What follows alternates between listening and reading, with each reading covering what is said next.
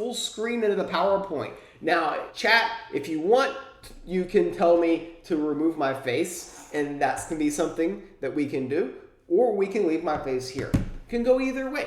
But anyways, welcome to my PowerPoint presentation. Today, I'm going to go through and break down my entire vacation. I was gone for 18 nights. That's 17 more than one night. Fun fact. I told you there'd be math involved, and here it is. So you see here, the first picture here tells the first part of the story. I get in my airplane, and I'm flying from Tulsa to Atlanta to London, and this photo is somewhere between Tulsa and Atlanta around sunset, and I had a window seat, so that was pretty baller. The way I do red eyes going to Europe is I treat them like one day. I want to do the entire jet lag and get through it all in one single day. So I woke up at 8 a.m. for work, and then I did not go to bed. I woke up 8 a.m. on a Wednesday and did not go to bed until 10 p.m. on a Thursday. That is right, but I did have a lot of time zone changes in the process. So I arrive in London. And when I arrive in London, this is the view from my hotel room. It looks very British. If there are people who are driving drunk, they could potentially run and a little like 5 stories high as well. They could potentially crash into my room. But this was the view that I had. After I landed in London Heathrow, it took me about 2 hours to get from the airport to my hotel room. Had to go walk through the maze of London's airport. London's airport is very vast. It is a quite large airport. I got a lot of exercise in and had to go through customs. Customs for the UK was very easy. You just go up to a machine, scan your passport, and walk through. And of course, had to wait for baggage. And yeah, London Heathrow. And baggage claim took a little bit long. It took a little bit, but that's fine. That's fine. The entire process took about 2 hours. So on my first night there, I wanted to take it easy. I'm like, okay, I'm not going to plan a lot of activities. I'm just going to do one simple, small thing, and that simple, small thing ended up being going to the British Museum. The world's largest collection of stolen artifacts was my first destination, an absolutely legendary destination, and something that I was excited to see. Was I in the mental state to fully appreciate all the intricacies of the museum? Probably not. The most popular thing to do in the museum was apparently look at the Rosetta Stone. There was a huge line, mobs of human beings all around it. Super excited to see this. I go there, and it's like, I can't read it. It's not written in English. It's just gibberish. It's just a bunch of gibberish. I don't understand why all these people are fascinated with it. It's just a rock with gibberish. I could have had one in my backyard and wouldn't even have noticed it. But that was the most popular attraction. That was the one that had the big line of lots of humans around it, and they all had their phones out. They were all Instagramming all of their Instagrammables and getting all the human beings involved in the process. They did have some other cool Egyptian things here, like this one where it looks like they stole somebody's head. That's fun. It looks like they stole a part of a statue, and that's kind of a theme. They like to steal parts of things. Like here, they obviously didn't get the full thing. They stole some broken statues. I don't know if they were broken when they stole them or if they broke them after they stole them. Nobody knows. They do have some old things from the Assyrians. I mean, that's stealing some very, very old stuff right there. I thought this looked very impressive. I did. Delivery issues, yeah. They shouldn't have trusted FedEx with that delivery. I think that's the lesson. after I got done with the British Museum, and I spent about 4 hours in the British Museum, I didn't show you the entire museum because that would have taken a very long time, and I didn't want to torture you with that. After that, I decided that I would do something very relaxing, looking at Christmas lights. Now, I just want to point out here that I'm visiting London at quote and unquote off season. Off season. Yeah.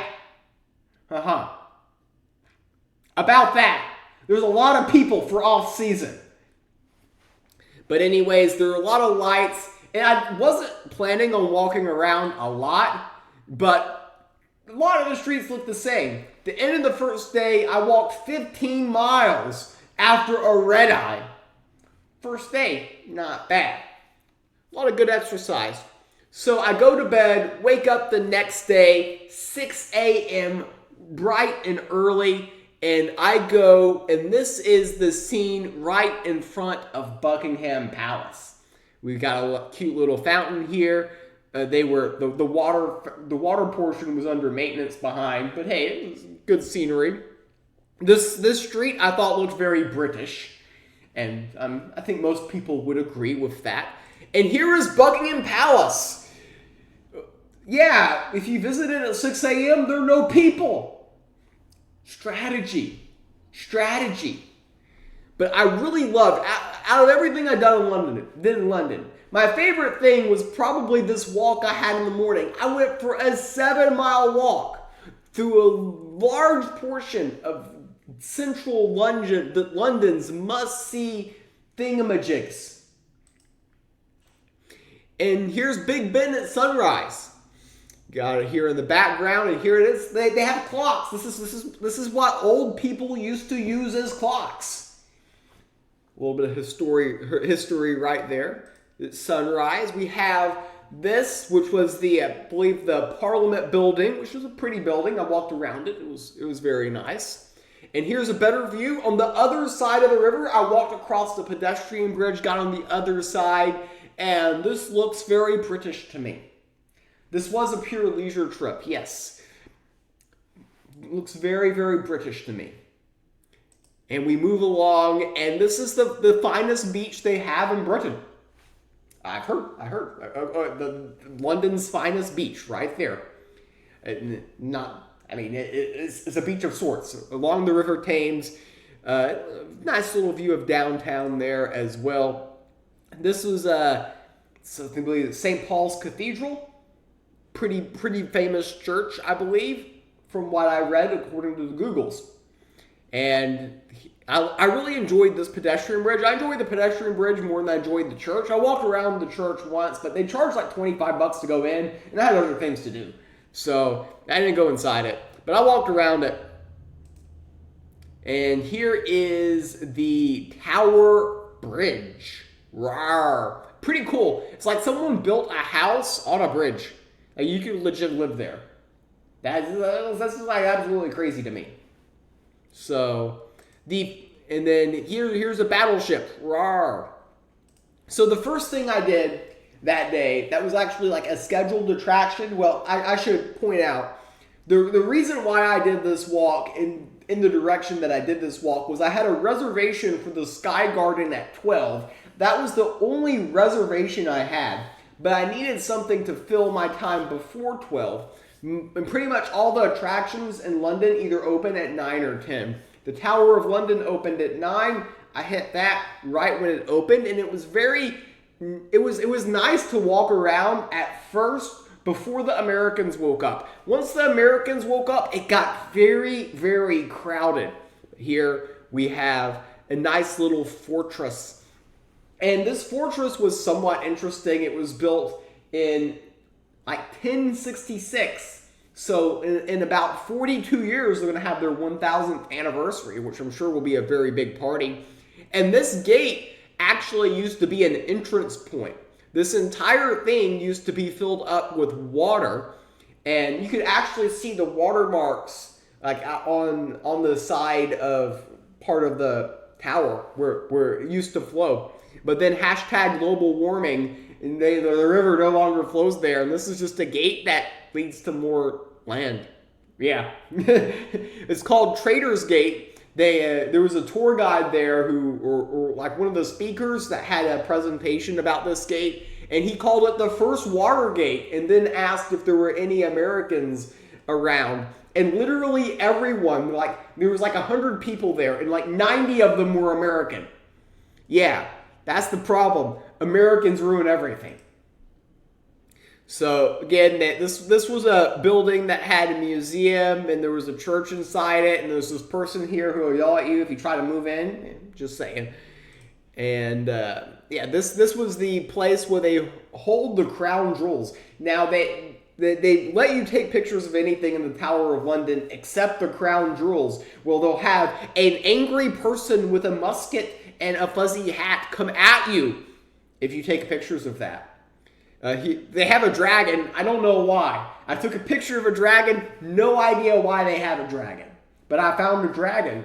So I found a dragon at the Tower of London. Not everyone can say they can find it except people who actually went there and toured the exhibits. And they probably all could say they found it. But yeah, this dude with a fuzzy hat, he's not going to let you touch those crown jewels. Those fuzzy hat dudes don't mess around. So after that, I go to the Sky Garden in London. So the Sky Garden is this big 35-story, roughly, building that has views of the city.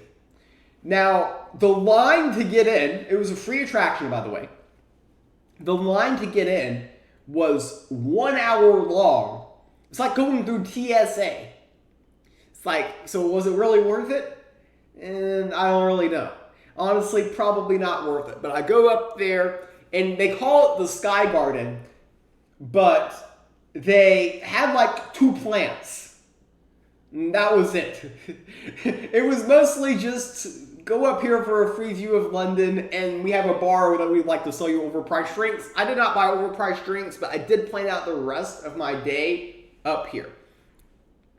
By the way, a majority of my pictures turned out like this. I intentionally included one blooper slide to show you how bad of a photographer I am. So yeah, this is just terrible because all you get is just the reflection. It's just really bad photography. So after that, I went on another big walk because I haven't walked enough today. And where I ended up was I ended up walking all the way around. I found a Slim Chickens in London. That's right, they have multiple. I actually found multiple. They have multiple Slim Chickens in London. And for those of you who do not know, Slim Chickens is a chicken restaurant founded in Fayetteville, Arkansas, 1.5 hours from where I currently live. I've actually been to the original location, and there's some in Huntsville, Alabama as well. It's in the southeastern United States, and they have multiple locations in London. It's the most random thing, and yes, I did eat there. It was good too. I went on a walk. I was amused. They have curling in a bar in London. If I drank, and then I could do this, I guess. I don't know. But they have curling in a bar. They have a Christmas tree in a walking area here. I went for a walk. Went on the other side of the bridge. Again, I really liked walking alongside the river because the cool thing about the river walk is you didn't really have to deal with the traffic of London. So London had a very American feel to it while I was there. Not only, of course, a lot of the restaurants were American. You can get yourself Slim Chickens. They had a wing stop. You could go to, of course, your McDonald's, your KFCs. They had tons of American stuff there. On Friday, this is the day it was Black Friday. And they had tons of Black Friday sales in London shops. It made no sense to me. Why did they have Black Friday sales in London? Because that's like an American holiday. But apparently, according to one person I talked on the cruise ship, Amazon made Black Friday a popular holiday in the UK because all the retail stores wanted to counter the sales that that Amazon had on Black Friday, because apparently they had those international. The more you know. But anyways, I went on a nice walk alongside the river, and then I needed to go to the restroom. This is top end planning here. I needed to go to the restroom. I pull up the app. I don't want to pay to go to the restroom. I'm not one of those type of people, okay? So pull up the app, pull up an app, and I find this modern art museum called the Tate Modern Art Museum. And I find out afterwards that this is a really famous art museum. Like, really, really famous. And I was just there to use a free restroom. I actually ended up walking there for a couple of hours. It is a huge place. This goes on forever. And it had the strangest things. And it had some good views here. Like these are views from like one of the top areas of the museum. But like this is the type of stuff, and you see like this, you have stuff like this for like 7 floors, like 7 floors of this. Like this is what is this? This is not art. This is literally a first grader spilt paint on a canvas, and then this is like some leftover accident from a construction company. This is like, are we supposed to pretend this is the type of place where you put a banana on a wall and then people think that it's a $5 million exhibit? Okay? I do not understand anything here. I'm not cultured enough for this place, and I'm not afraid to admit it. Everyone else who comes here wants to talk about how deep the art is and about how they're moved by whatever this is. But I'm the only person honest enough that can just straight up and tell you, I don't understand it. This just looks like they left out junk. So I get done with the Modern Art Museum, and I still have some time to kill.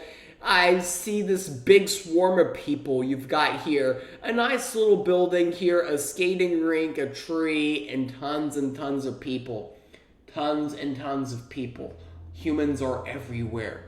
Speaking of humans being everywhere, it continues. I actually saw this place on like an Instagram reel with like an influencer that filtered out all of the people. So I want to show you what it's really like. You can't move here. You can't move here. It's just absolutely packed. Is the scenery cool? Yeah, the scenery's cool, okay? But it's absolutely packed. You can't move. And this is off season in London. They have a Christmas tree over here as well. But I ended up going at night. I went to a West End play called The Play That Goes Wrong. That's right, The Play That Goes Wrong. So I'll move my face there. 21.3 miles. Rawr.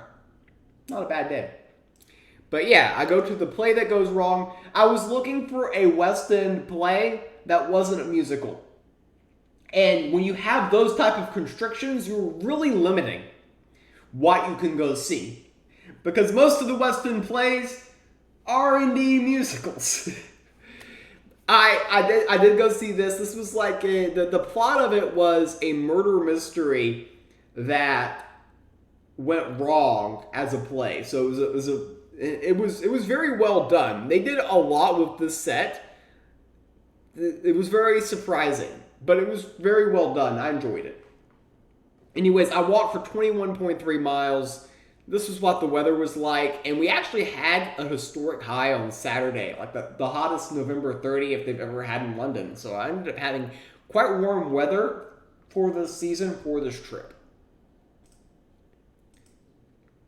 So next day, I go to the Wizarding World of Harry Potter, the making of Harry Potter Warner Brothers studio tour in London. So the tour started by boarding an all-electric bus powered by Muggle electricity. And that kind of surprised me. It's like a double-decker bus. And it was a little over an hour from central London to get there. And it was actually pretty scenic on the bus ride. So I kind of got multiple check marks here. I got the double-decker bus experience, and I got to go to the Wizarding World. That being said, it did take a bit to get there. So I get off this bus after this 1 hour plus ride, and you enter through the wands here, kind of the wand entrance way, various people, and here's the queue to get in. A solid 30 to 40 minute queue to get in. And I actually took a picture of the queue this time. I thought, oh, this is going to be insanely long. Granted, they did have multiple metal detectors going here, so that helped things. But yeah, I thought that this would be like a very small studio tour, like a very small group. No, tons of people are here. But when you get in, the entrance is absolutely beautiful. Boom, you're greeted by a dragon. This is a legit dragon. I mean, this is quite the scene. You walk into the studio tour. This is the first thing you see. I think that's pretty cool. And I'm actually also glad that I watched the Harry Potter films 2 weeks before I left for this trip in preparation, so I could kind of recognize a lot of the sights from this as well. And of course, we gotta give a shout out to my Slytherin brethren, as well here. They don't get enough love. They just get hate from the media. The fake news media always just says bad things about them. It's not great. So right here we have pictured a one-bedroom home in San Francisco that would go for around $5,000 a month, or the little cupboard above the staircase for Harry Potter. The Great Hall here, pictured here. I'm going to go through these rather quick because I know that not everyone here is a Harry Potter fan, but it was a very enjoyable tour for me. I enjoyed it. Here we got the potions classroom, some scenes from the movie here, more scenes. This is in the Forbidden Forest. We've got a nice little hippogriff and a spider. Now these spiders were actually animatronic. It was like an animatronic show. The spiders would come down and they had the lights going on and off, and they showed you kind of some of the stuff they would use in the movies. I thought that was very fascinating. Next up, I went to see the Hogwarts Express. Now, the interesting thing about this train is where Warner Brothers Studios is it's not in London. It's outside of London. But where it's located, they actually did not have nearby train tracks. So it cost them a lot of money to import the train. They had to bring it in. They had to build a fake track. They had to do a lot of tricky things to get a train, which is very ironic considering how much they use trains in the UK. They're like everywhere. It's a major form of transportation, but in this specific area, they filmed, it was a big expense just to get the train there. It was very interesting. Of course, here is a wall, which, by the way, don't run through the wall. It hurts. Just an FYI. And more scenes from the movie. They had a little bit of an outdoor area, which felt nice because it felt nice to go outside a little bit. Some people would have complained that it was cold. They got the night bus. This is the Weasley's home, and it wasn't as large as you thought it was. This is actually what was used in the filming. You could come in and pull out some mandrakes. Now, the cool thing about it was when you pulled out the mandrakes, they did make a sound. So I thought that was pretty cool. And they had letters from all over the world, and you can see this. You can see that the magic here, that is used here with the strings keeping those letters up. However, in the filming, they can edit those out. So that's how that scene was filmed. So of course, the entranceway into Gringotts and of course the Gringotts vaults here, very very fun and scenic. And here is a destroyed Gringotts, and this was actually interesting because you had a dragon come out, and then they simulated that scene, which was from the final, I believe it was the final film, and they showed the scene that they used to have a destroyed Gringotts, which was kind of cool, and some of the behind the scenes stuff with that, and it was like a recurring show that would go on. And of course, Diagon Alley, a very popular place there. These are not actual places you could buy stuff at, unlike the Wizarding World at Universal Studios. You could actually go onto Diagon Alley and buy things from there.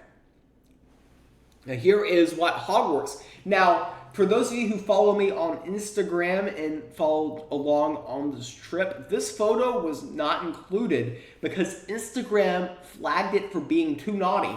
So, I mean, Jolly John might need to watch your eyes. This might be a little bit too spicy for you. But this is the Hogwarts Castle right here. We've got multiple different angles. This was the castle that was used in all of the films for their big, wide shots of the entire castle. So they would be using some film techniques to show how this was going.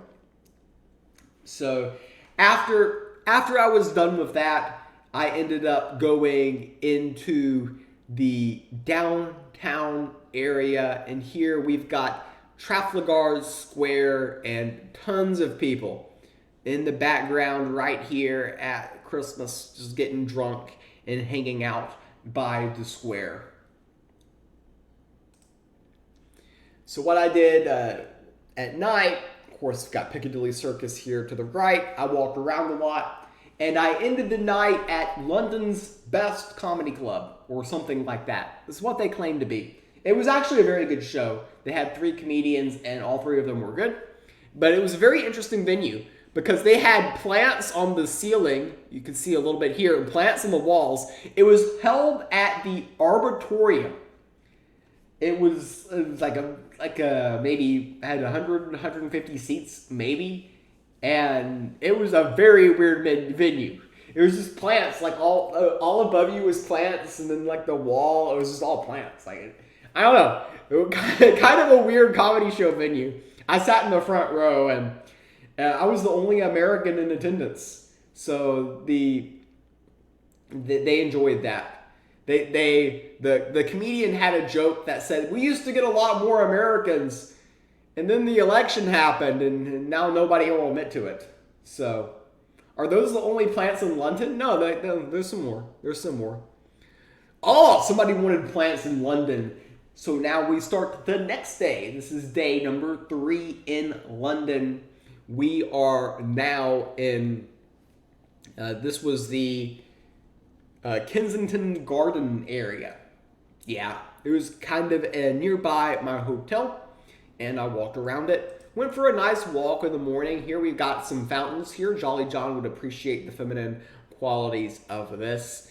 And yeah, beautiful little area here. Look at this. Oh, somebody asking for plants, and we get plants. We get plants indeed. It's just like I was telepathic and knew people would be asking for plants at this stage of the PowerPoint, and I bring them right to you. And little square, which also has some plants and trees decorated as well. Some nice scenery in the morning, but the main event is in Tottenham. So I wanted to go to a Premier League football game, football European style, and got a last-minute ticket to see Tottenham Hotspur take on Fulham. So, yeah. Food in the UK, the food wasn't the most expensive part, but yeah, we'll get down to the pricing at the end of this. The very last slide is the pricing breakdown of the entire trip.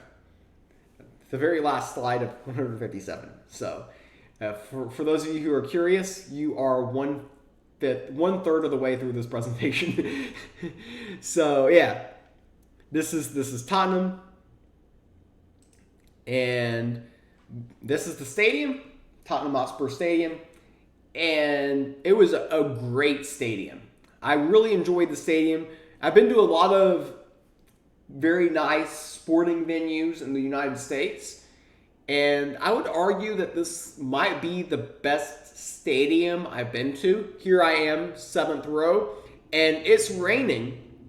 It's raining out there, but the rain doesn't get to my seat because of this thing right above me. It's like a roof, so you're like outdoors and indoors at the same time. So it was a pretty cool design. Yeah, last slide, Magic Man's the price of the trip. So the game ended in a 1-1 draw, which is tradition for soccer or football in Europe. And this was the perfect result because everyone left the game slightly disappointed, which is the preferred state of mind for somebody from the UK. They want to be mildly disappointed, but it could have been worse. I could have been angry, right? So this is all the people. They actually blocked off the road because all the people are going to the train station after the game or the tube station. And my biggest compliment for them is they had over 70,000 people at the game. Everyone basically was using public transit. And I had no wait at all. I got right on. Now, it was a very crowded train, okay? No wait at all. The logistics of a major sporting event in the UK, so much better than the US.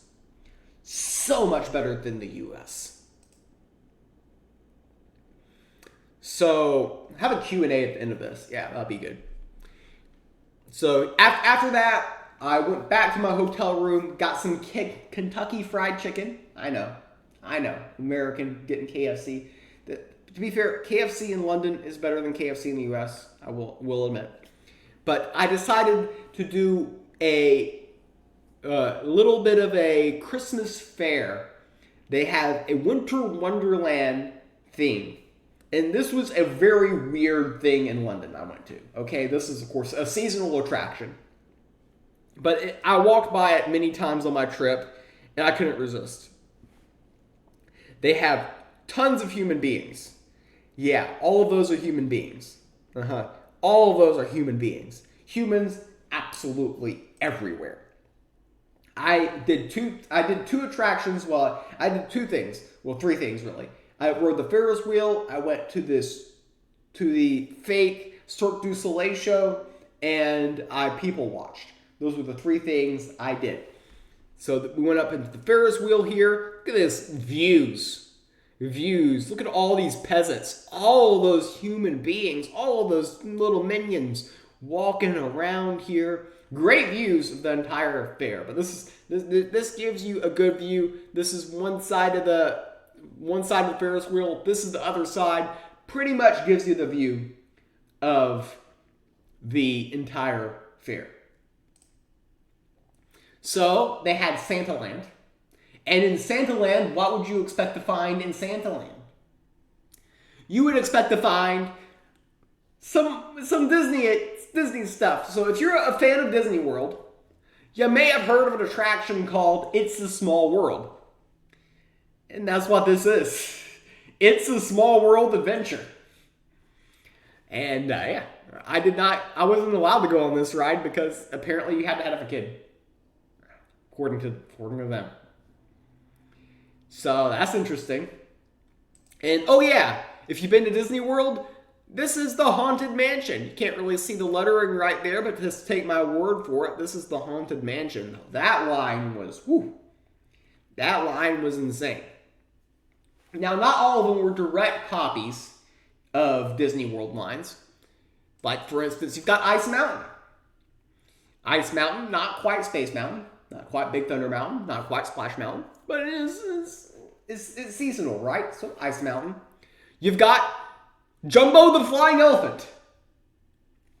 Close to Dumbo, not quite.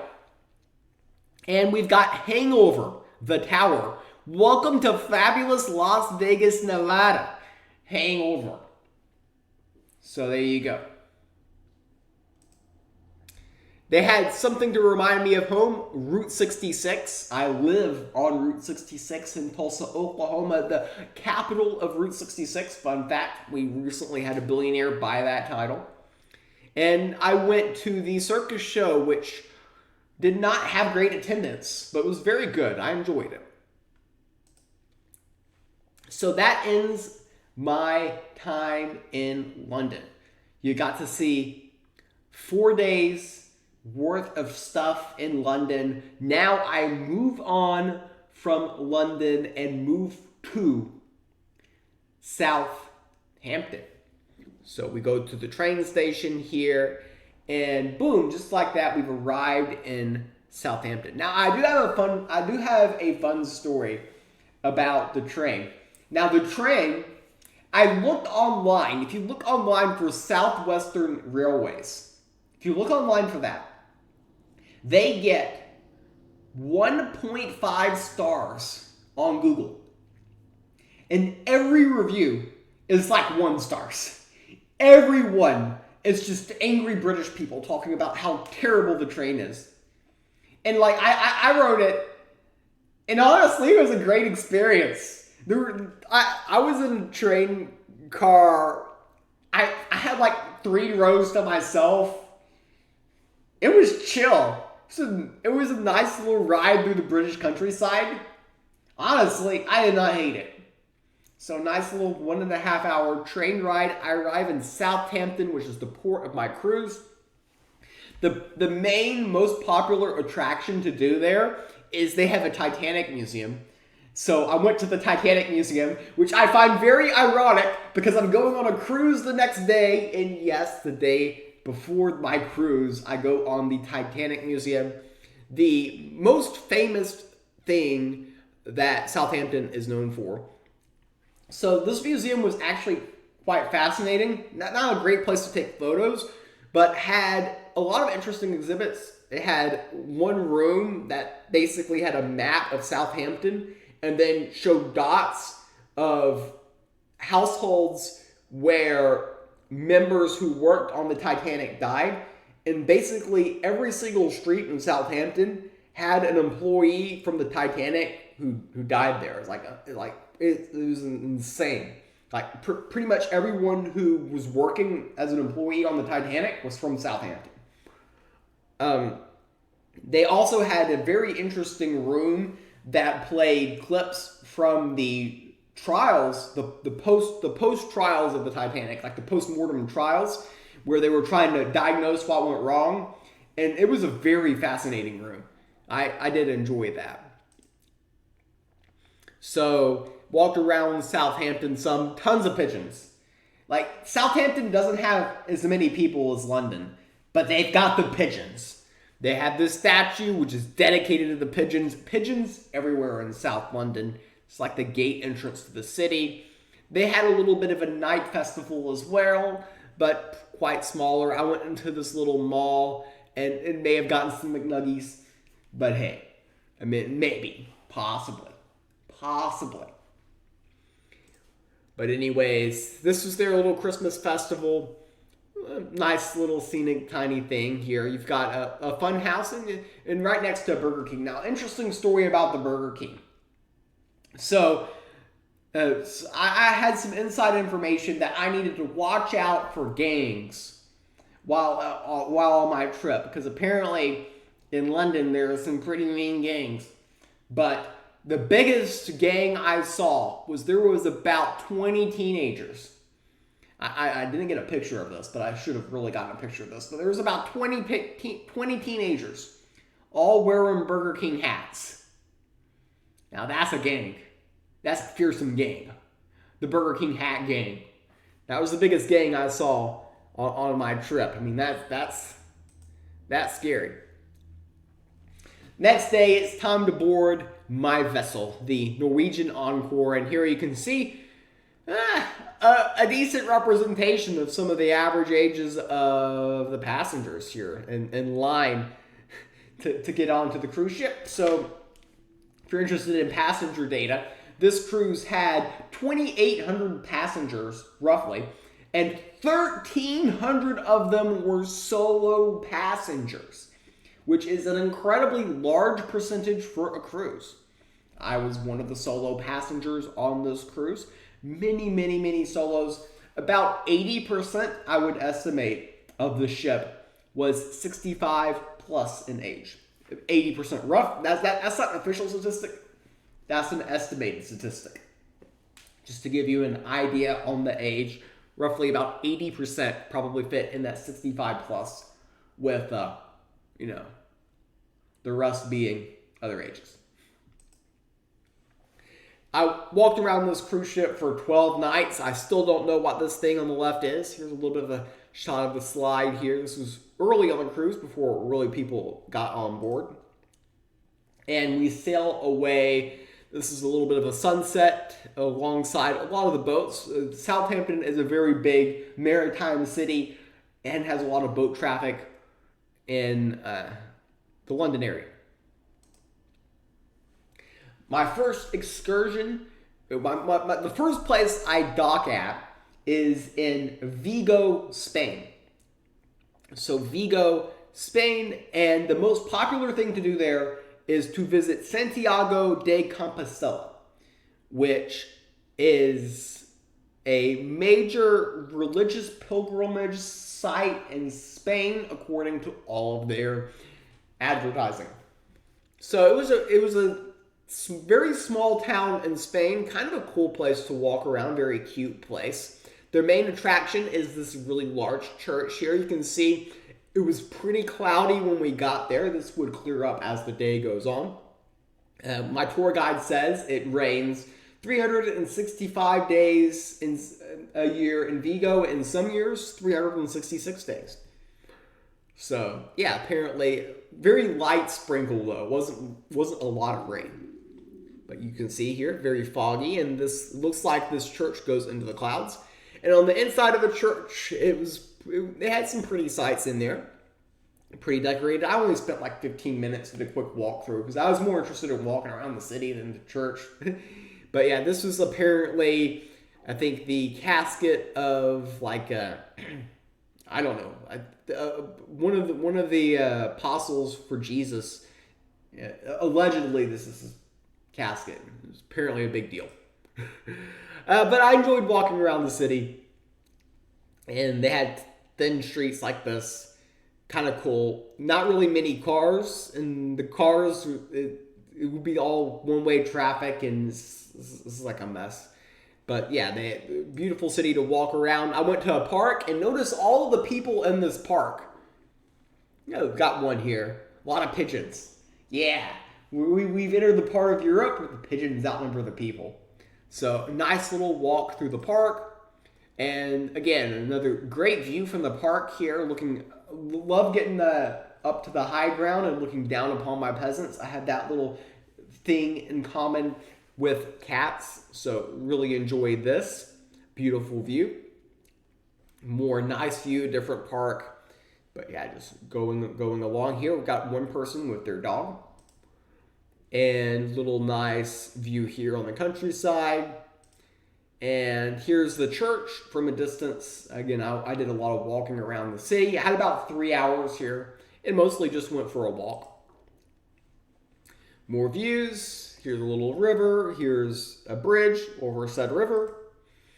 And here is a different side of the church. Person playing, I believe, the bagpipes.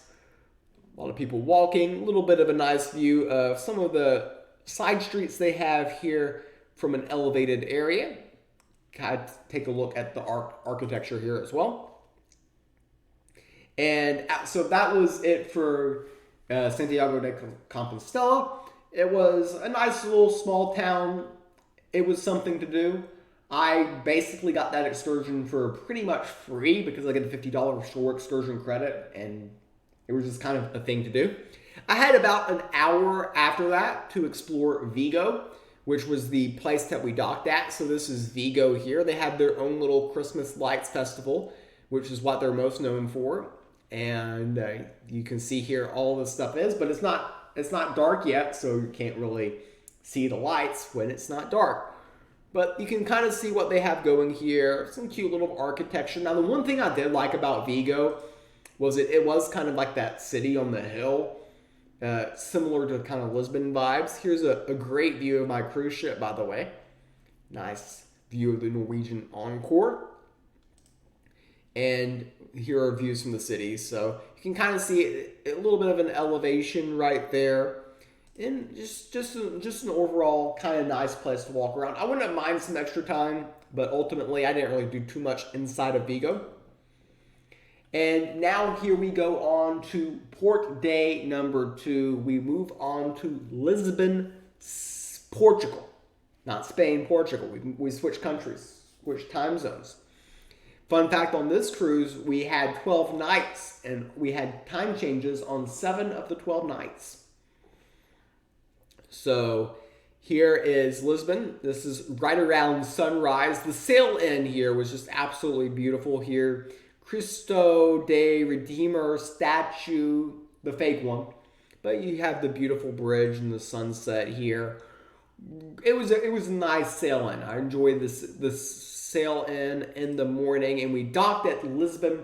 Now, the last time I went to Lisbon, I spent 4 nights in Lisbon. So I explored a very large part of Lisbon already.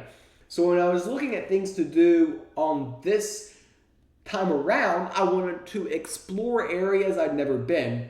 So I found this really small, this excursion to this really small kind of fortress in the middle of nowhere in Portugal called Obios. And I'm immediately greeted by Minnie Mouse for some reason. We don't know why. But this was a very cool place. They had, the entire city is basically was inside a fortress. This is actually outside the fortress right here. And then this is inside, and everything here is just so narrow. It's like an entire city that's only meant for walking, and I'm big into walkable cities. And you get to walk alongside the fortress. So I'm on the lower end of the fortress here, and you can kind of see here the view of the cities, view of the rooftops. And as a cat, I love looking down upon my subjects. So that is very nice. Here is the walking path. So you see here, you're walking alongside this fortress and there's no guardrails. And this is not a very wide path. So you had to do a little bit of maneuvering when you had 2 people going in the opposite directions. I think the entire round trip of this would probably be about a mile and a half to 2 miles. And it is very cool. It's a really old medieval village, and they never updated the streets. Yeah, that's what it is. That's exactly what it is. But it's cool that it's preserved. And I enjoyed this. They put no safety railings here, and it was pretty cool to walk around. If you have a fear of heights, I wouldn't recommend it, but it was very cool. I enjoyed walking around the fortress, and there's just tons of great views. It can kind of get a little bit repetitive, but it was nice. Here's a higher portion there. There's I believe the highest point. I did go on that side eventually there, but you can kind of see great views.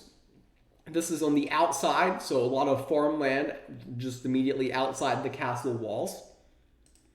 And here's some of the lower end here. When you get down from the top area, you can kind of see the pathways involved.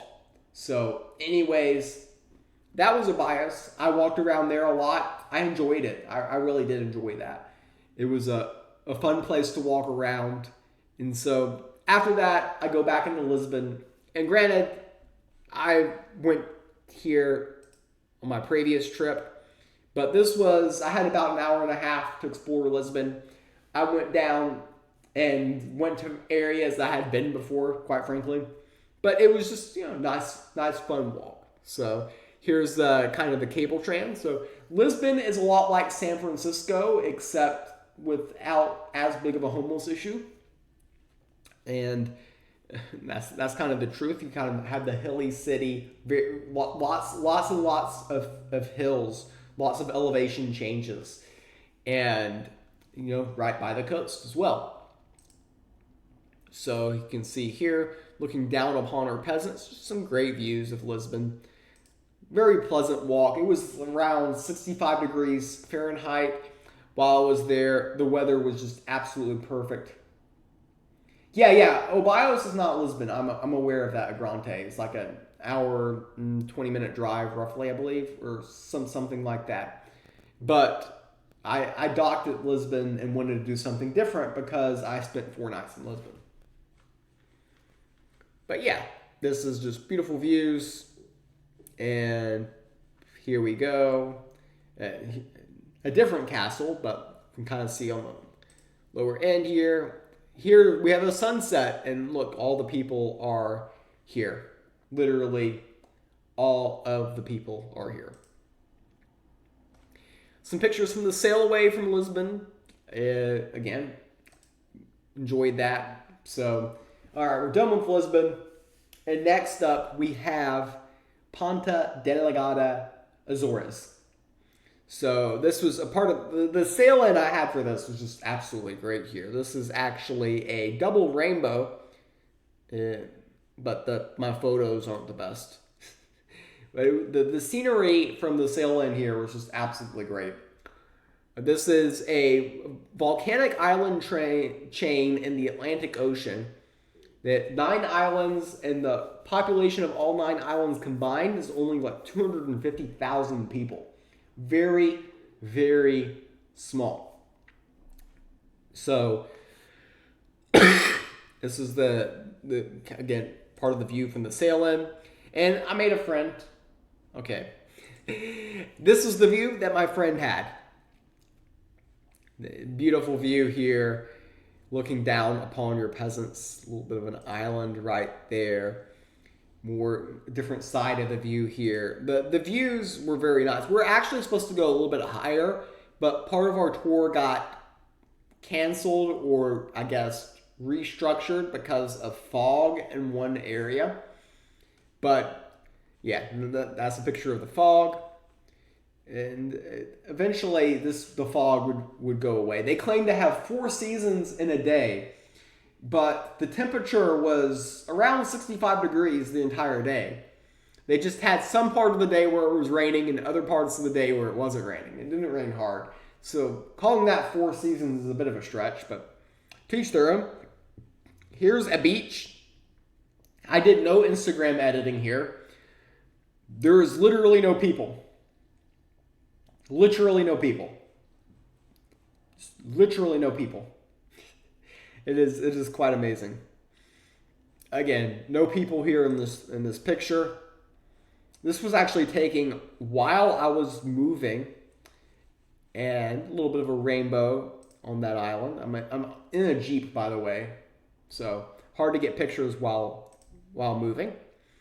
And this Jeep stop went into an area that used to be a watch out point for Nazi submarines. I mean, I don't know why they would be this far out in the Atlantic, but yeah, this viewpoint was built as a watch out point. But it had great views, and if there were submarines, well, they would be underwater, so you wouldn't see them, right? I don't know. But it was a great view anyways. So here we had a river crossing, and our tour guide had some interesting stories about how people try to get in and cross this river with cars that weren't off-road vehicles. And yeah, U-boats hunted cargo ships from the U.S. to the U.K., but would they dock in the Azores? Seems like a weird place to... Yeah, maybe, I don't know. Right here, this is Santa Monica Beach. No, wait, it's Santa Barbara Beach, not Santa Monica Beach. Santa Barbara Beach. I'm sure a lot of you are familiar with Santa Barbara Beach. This is Santa Barbara Beach in the Azores, so not quite California, but they have rocks, great views. Here's a little cave with a good view. So after that, I go back into the main city, Ponta Delgada. That was my excursion, which was called Off the Beaten Track, which went into different areas of the island. Look, more Disney references here. Can't get away from the mouse. Minnie Mouse is taking over. And they have a little Christmas holiday festival here. I went into an arboretum. So whoever was requesting trees, we've got trees. We've got more trees. And did you want some more trees? Because I got more trees for you. So just a nice little walk around. Had a couple of hours to kill after my excursion. Went for a good walk. A very pretty island to walk around. Just in general here. More trees. Haven't had enough trees. I got some more trees. I even followed a cat down this little ditch area and then into this cave. Should you follow a black cat into a cave? Maybe not, but I came out into the other side into this little river. And yeah, that was the Arbitorium. It was nice to walk around. Here they have a tiny fortress with a water fountain in front of it. And as sun sets, the Christmas lights do come out. The people get very festive. And yeah, this is just a Christmas festival type of thing that they have here. Very popular type of thing to have in the Azores or in Europe in general. They love their Christmas festivals. Festive time of year. All sorts of stuff. And now it is time to get back on the ship. So those were all of my port days. You have made it through all of my port days. And now I have 6 consecutive at sea days. So here is a view of a sunrise and some random morning. And basically, I had a pretty relaxing time on the cruise. You kind of develop a little bit of a routine. They have a lot of game shows and trivia type things, a lot of nighttime entertainment, comedy, magicians, yeah. And they had like a Broadway style music show called Choir of Men, which was actually kind of interesting, the way they had that. I'm not really much of a musical person, but some of the scenes they had there was quite interesting. So usually it's very common for a large ship like this to have one production show, and that was their production show. But some nice views at sea here. Beautiful views. It's just like sunrise or sunset. It's all the same, right? And here's the ship. Now here's a fun story about this slide. So this slide, you see it goes down and then it goes up and then it goes down again and then it goes up again. So it's kind of a loop water slide at sea. It's actually kind of a somewhat extreme water slide for a cruise ship. Now I rode it twice. The first time I made it through. The second time I got stuck. And I had to come out through the escape hatch. Yeah. And then yeah, everyone gets to see that you're coming out through the escape hatch. And yeah. So apparently I had a little bit too much at the buffet, or I don't know. The laws of physics were not there with me my second attempt through. This slide here is kind of cool because right here, this portion, you can't really see it in the photo, but there's glass and you can see the ocean. And if you look right underneath you, you are about 19 stories up in the air right above the ocean, which is a great view. And now we sail into Miami, my final port. So here, downtown Miami. Yes, did I wake up at 3:30 a.m. for the sail-in? I did. My excursion was the airboat tour. This is an airboat. You get in these airboats and you get to see some of these sceneries here. So I had a late flight. Because of that, I wanted to do something. So I went to Everglades National Park. And here we are in Everglades National Park, getting a little bit of scenery in the airboat here, getting up and close and personals to some live alligators. Fun fact about alligators is alligators do not hunt humans. Crocodiles do. I'm sure that makes you feel better. Apparently, humans are too salty for alligators that if they eat us, they get sick. So they don't actually want to attack humans. They prefer to stay away from humans. So fun fact. Crocodiles, on the other hand, do want to eat humans. So if you're ever in Australia, watch out. But yeah, nice scene from the airboat. The airboat ride was quite fun. I enjoyed the airboat ride. About 30 minutes in the airboat. The scenery is very repetitive, but it was kind of cool when the airboat got going. You were going at pretty good speed. The pictures were all taken in kind of the slow down points. And yeah, that's it. You made it through 157 slides and you made it to the meat of the I don't know. Whoever wanted financials, if you're still here, this is the financial breakdown. I spent $3,800.13. Oh no, $3,813.20 for the purpose of all of this. Now, I spent, my expenditures were in USD, pounds, and euros. I converted all of them to USD. So this number right here is the total cost in USD. The 12-night cruise cost just under $1,400 for roughly $116.63 per day. The 4 nights in London cost more than the 12-night cruise. My food expenses were rather low, Magic Mans. I didn't separate that number out.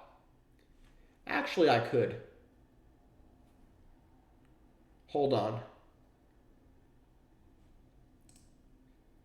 I could go full here. Hold on here. I can bring up that spreadsheet and we can calculate it. So, I am very cheap with food. I'm going to start out with that. So,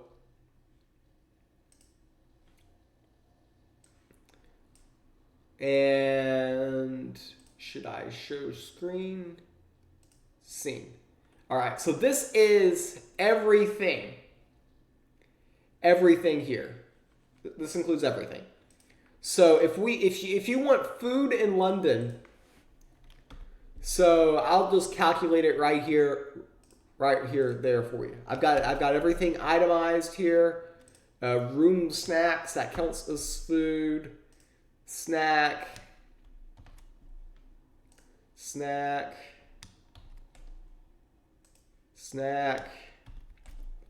This is kind of a slow way to do it, but I didn't have them separated out before, so I'm doing it item by item. A lot of small little things kind of do add up. Again, my food expenditures are less than a majority of people's would be. Let's see here, more food. And keep in mind, all of these food expenditures will be for a 4-day period. So over 4 days, I spent $148.94 on food. I could have stayed in London much cheaper. Exactly. I think the hotel cost was something I could have cut down on.